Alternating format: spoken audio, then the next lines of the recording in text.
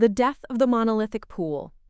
Morpho Association announced a $175 million funding round today led by Paradigm and a 16Z, signaling a definitive shift in how on-chain credit is engineered.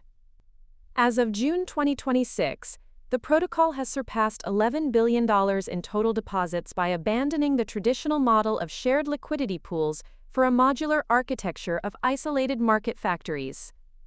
While legacy lending protocols manage risk through a centralized DAO that votes on every collateral parameter, Morpho functions as a hyper-minimalist base layer that delegates risk management to external curators.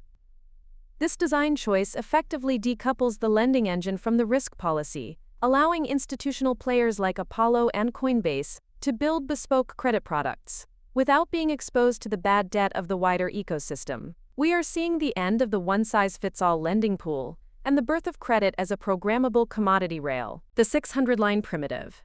At the core of this transition is Morpho Blue, a single smart contract containing roughly 650 lines of immutable code. Unlike the sprawling, upgradable architectures of early DeFi, Blue is designed as a trustless primitive that cannot be changed by governance once a market is deployed. This engineering trade-off prioritizes security and predictability over feature flexibility.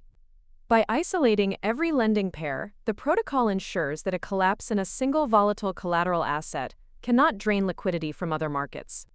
Skeptics point out that this fragments liquidity across hundreds of smaller vaults, but the technical reality is that it enables a higher collateralization factor because risk is no longer averaged across a diverse basket of assets. It turns lending into an unopinionated stack, where the protocol handles the accounting and the curators handle the math. The $100 million governance play. The entry of Apollo Global Management, which committed over $112 million to acquiring governance tokens, clarifies why institutional interest has shifted toward the factory model. These firms are not looking for a place to trade. They are acquiring the right to whitelist new oracles and collateral categories for their own private credit markets. This is the DeFi mullet strategy in action. Institutional front ends and regulated compliance layers plugged into a decentralized, non-custodial backend. By controlling governance, these entities influence the standard for what constitutes a valid risk model on the network. While the protocol itself is nonprofit, the economic experiment lies in whether a decentralized association can maintain a neutral infrastructure while being governed by the very asset managers who utilize its rails. The real mechanism to watch is the inactive fee switch, which remains a dormant variable in the protocol's long-term economic design.